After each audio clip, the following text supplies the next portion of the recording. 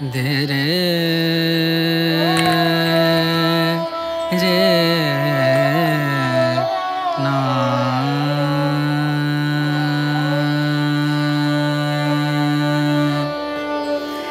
রে না আ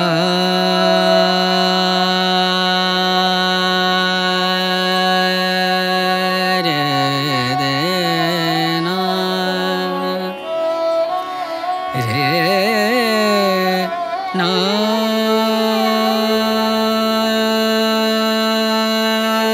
সুপ্রভাত বন্ধুরা, কেমন আছেন সবাই? আশা করছি সবাই ভালো আছেন। কিন্তু আমার না মনটা ঠিক ভালো নেই আজকে। মানে আমি ভাবতে পারিনি, বুঝতে পারিনি ব্যাপারটা যে এরকম হয়ে যাবে। আমি জানি সামনে পয়লা বৈশাখ আসছে, আমরা সবাই জানি। এবারে ভাবছি যে কেনাকাটার কি ব্যাপার, কি হবে কিছুই তো উচ্চবাচ্য নেই। মানে যিনি আমার কর্তামশাই আছেন তার তো কোনো ব্যাপার নেই। আর এই যে এদিকে সকালবেলা একটুখানি ড্রাই নাটসগুলো দিয়ে দিলাম সবাইকে। সকালবেলা ঘুম থেকে উঠে তো একটু ড্রাই নাটস খাওয়া ভালো। আর আমাদের এই জল এনে দিয়ে গেছে, আর জলটা নিয়ে আমি তাই রান্নাঘরে রেখে দিলাম। কি অবস্থা জানো, এই যে এই শোপিসটা, এই যে মুখ আর এর ভেতরে তো এরকম এই গর্ত গর্ত। এবার এর মধ্যে কি হয়েছে, বোলতাতে বাসা করেছে। এই যে এইটা এইটা এর মধ্যে ছিল আর এটাকে এইভাবে রেখেছিলাম। এই যে এইভাবে রেখেছিলাম আর এর মধ্যে বোলতাতে বাসা করেছে, প্রায় এতটা বড় বাসা করে ফেলেছে। প্রায় দিন দেখতাম যে এরকম বলতে আসছে, কি ব্যাপার। তো ছেলে না এখানে তো অনেক সময় বল এরকম ক্যাচ ক্যাচ খেলে, তো খেলতে খেলতে এরকম বল ছুঁড়ে ছুঁড়ে ক্যাচ ক্যাচ এরকম খেলে। এরকম খেলতে খেলতে হঠাৎ করে এটা পড়ে গেছে। তখন দেখছি যে এর মধ্যে থেকে বোলতাগুলো বেরিয়ে এসছে। কি অবস্থা! তারপরে বাসাটা ফেলে দিলাম। তাই কদিন ধরে ভাবছি যে ঘরের মধ্যে এত বোলতা আনাগোনা হচ্ছে কেন, কি ব্যাপার? আশেপাশে কোথাও বাসা করলো না কি অবস্থা! মানে ওটা যদি না হতো, মানে একেই বলে ভগবানের মানে এইভাবেই দেখা দেওয়া। ওটা যদি না হতো তাহলে হয়তো এই বোলতাগুলো বাসা করে বড় বাসা করতো, না জানি কি না কি হয়ে যেত। হ্যাঁ বন্ধুরা, ঠিকই তাই। মানে ভাবা যায় না। অর্কে তো ওই সিঁড়ির সামনের যে ঘরটা আছে, ওই ঘরটার মধ্যে তো মানে ও খেলা করে, মানে বল নিয়ে বল ছুঁড়ে ছুঁড়ে খেলে। তো হঠাৎ করে বল খেলতে খেলতে ওই মূর্তিটার মধ্যে গিয়ে টাচ হয়। তো ফলে ওই ভেতরে যে ফুলটা ছিল ওগুলো সমেত পুরো ফুলদানিটা পড়ে যায়, মূর্তিটা পড়ে যায়। তো পড়ে যাওয়াতেই বাসাটা ভেঙে গিয়ে মানে বেরিয়ে এসছে। ওই মূর্তির মধ্যেই ভেঙে গিয়ে পড়ে গেছিলো। তখন থেকেই আমরা বুঝতে পারলাম যে ওর মধ্যে বাসা করেছে। কি অবস্থা!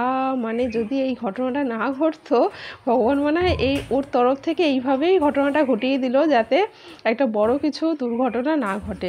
তাহলে দিনের পর দিন মানে বাসাটা বড় হতে হতে কী অবস্থাই না হতো। পয়লা বৈশাখে সবাই কেনাকাটা করেছে, কিন্তু আমার কেনাকাটি হয়নি। তার কারণ করেও নি, বলেও নি, আর হয়ও নি।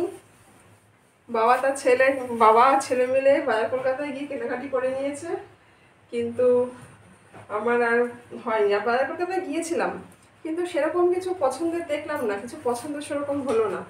তাই ভাবছি দেখি পরে যদি অনলাইন থেকে কোথাও থেকে কিছু নেওয়া ঠাওয়া যায় তাহলে সেটা দেখব। আর এই যে আমাদের যে দুধ দেয় যে কাকু, সেই দুধওয়ালা কাকুর বাড়িতে এত আম হয়েছে, তা সেই আম নিয়ে আমাকে দিয়েছে টক খাওয়ার জন্য। বড় বড়ও আছে, ছোট বড় সব মেলানো আছে। খুব ছোটও নেই, আবার খুব বড়ও নয়। এই যে চাল ধুয়ে নিচ্ছি, ভাত বসাবো। সকাল থেকে এখনো ভাতটা বসাতে পারিনি, এত এদিক ওদিক কাজের মধ্যে ভাত বসানো আর হয়নি। না বললে কিছু পাওয়া যায় না, কিছু হয় না। যেচে করে কেউ দেবে, কেউ দেবে না। তবে এটাও ঠিক যে কোনো কিছু পাওয়ার জন্য, চাওয়ার জন্য তো অ্যাপ্লিকেশন করতে হয়। এটা দরকার, এটা চাই, সেরকম অ্যাপ্লিকেশন হলে সে অ্যাপ্লিকেশন যদি মঞ্জুর হয় তাহলে হবে, না হলে হবে না। আমি ভাবছি অনলাইন থেকে নিয়ে নেবো। বাজার কলকাতাতে গিয়ে একটু কিছু পছন্দ হলো না। আর নাইটি, দুটো নাইটি, নতুন দুটো নাইটি আছে, সেটাই পয়লা বৈশাখে কাটাবো। আর শাড়ি ঠাড়িগুলো যদি কিছু নিই, এবারে আর ওই সিনথেটিক শাড়ি নেবো না, একটুখানি ওই খাদি হ্যান্ডলুম এইসব ধরনের একটু শাড়ি নেবো ভাবছি। হ্যাঁ, তো সরি, তো ডাস্ট অ্যালার্জি আছে না, ওই যখন তখন একটু এরকম হয়। হ্যাঁ, এবারে আপনারা বলবেন যে জয়িতা তোমার কাছে কি একটুখানি পয়সা থাকে না নিজের মতন কিনে নেওয়ার, সবটাই কি তখন নির্ভর করতে হবে? আমি বলছি যে থাকবে না কেন, পকেট মানি তো কিছু না কিছু থাকেই, কিন্তু কেন আমি কিনবো এটা তো আগে আমাকে বলতে হবে। কেন আমি কিনবো? আমাকে তো মানে এটা সবার যখন কেনা হচ্ছে, ওনারও আমাকে দেওয়ার এটা দায়িত্ব কর্তব্য, তাহলে আমি কেন কিনবো? এই যে বাজার কলকাতা থেকে এই সেন্টগুলো, এগুলো সেন্ট মানে বডি স্প্রে, এইগুলো কালকে কিনে নিয়ে এসছে। মানে ওর একটা জার্সি কিনেছে জামা, তার সাথে কিনেছে হচ্ছে ওর বাবার জামা কাপড়, আমার কিছু কেনা হয়নি। আর এই পারফিউমগুলোও কিনেছে, অনেক দিন থেকে ভাবছিল কিনবে করে, তো এইবারে কিনে নিয়ে এসছে। দুটো ধরে দেখা, এইভাবে ধর ভালো করে। একটা ইয়েলো, একটা ভালো। তাই আমার মন না ভীষণ খারাপ ছিল। তা আমি ভাবছি বাবা ছেলে নিজেরা কিনে নিল, আর ওদিকে মানে আমার কথা একটুখানি ভাবলো না, মানে আমি কি কিনবো না কিনবো। তবে হ্যাঁ, আমার যে নতুন একদম নেই তা না, আছে। যে কালকের এই ব্যাগটাও কালকে দিয়েছে। এই যে এখানে দাম লেখা আছে 2000, এই যে, কিন্তু 1000 টাকার উপরে কেনাকাটা করলে ব্যাগটা ফ্রি দেবে। কিন্তু ফ্রি বলতে 300 টাকা দিতে হয়েছে, তার সাথে ফ্রি দিয়েছে, এমনি ফ্রি নয়। তা যাক, ভালোই হয়েছে। কোথাও ঘুরতে গেলে আবার ভেতরে একটা বড় বেল্টও আছে, এই যে, ছোট বড় করা যাবে। যদি না নিই তাহলে তো কোনো অসুবিধে নেই, কিছু তো বলবে না, আরও তো ভালোই বেঁচে যাবে, মানে ভালোই হবে। মানে বরগুলো স্বামীরা তো এরকমই হয় সাধারণত, তাই না? ওরা তো না হলেই ওদের ভালো হয়, কিন্তু আমরা কেন ছাড়বো? আমাদের তো অধিকার, আমাদের দাবি করেই নিতে হবে, তাই না? আর পয়লা বৈশাখের আগে ঘরদোরগুলো কিন্তু একটু পরিষ্কার পরিচ্ছন্ন করতে হয়। যেমন আমরা পুজোর আগে করি, তেমন পয়লা বৈশাখের আগেও ঘর বাড়িগুলো যতটা সম্ভব একটু আনাচে কানাচে বালিগুলো ঝেড়ে নিচ্ছি, পরিষ্কার পরিচ্ছন্ন করে নিচ্ছি। তারপরে তো ওদিকে রান্নাঘরে চলে এলাম। এই যে ফুলকপি দিয়ে ওইদিকে রুই মাছ ভাজা দেখালাম, রুই মাছ ভাজা হচ্ছে, ফুলকপি আলু দিয়ে রুই মাছের একটা হালকা পাতলা ঝোল হবে। আর তার সাথে এই যে মশলাটা কষিয়ে নিচ্ছি, আদা জিরে ধনে এইসব বাটা দিয়ে, টমেটো দিয়েছি, একটু সামান্য টক দইও দিয়েছি, দিয়ে এই মাছটা ভেজে নিয়েছি ভালো করে, পুরো দেশি রুই একদম। এই মাছের ঝোল আজকের হবে, তার সাথে টক ডাল হবে, ঢেঁড়স ভাজা হবে, আজকে হালকা রান্নাই হবে। আর এই যে এই দেখো বানিয়েছি আমি ক্লে দিয়ে হ্যান্ডমেড জুয়েলারি। অনেকদিন ধরেই ভাবছিলাম বানাবো, কিন্তু খুব একটা যে মনোপুত হয়েছে তা নয়, তবে মাচ বেটার, একদম মন্দ হয়নি, তাই তো? নিজের ঢাক নিজেই বেটাচ্ছি, আপনারাই বলবেন কেমন কি হয়েছে। তবে আরও ভালো করার চেষ্টায় অবশ্যই থাকবো, আর সেটা ইচ্ছাও আছে। তারপরে তো দুপুরে খাওয়া দাওয়া করে একটু রেস্ট নিয়ে এই যে চলে এসেছি বিকেলবেলা। এটা হচ্ছে বিকেল, আর আমার হচ্ছে ছাদ বাগানের এই ফুলগুলো আপনাদের সাথে একটু শেয়ার করলাম।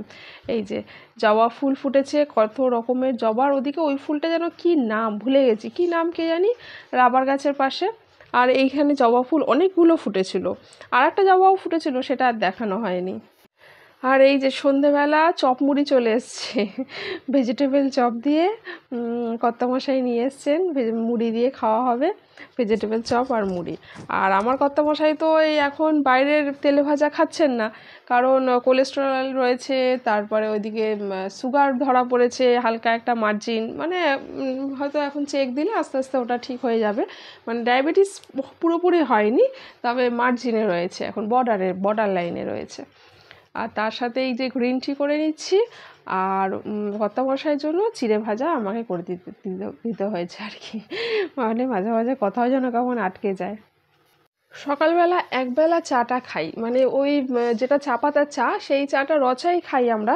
কিন্তু সকালবেলা একবেলা রচাটা হলে সকালবেলা ঠিক আছে, কিন্তু সন্ধেবেলা আবার ওই রচা খেতে না আমার একদম ভালো লাগে না।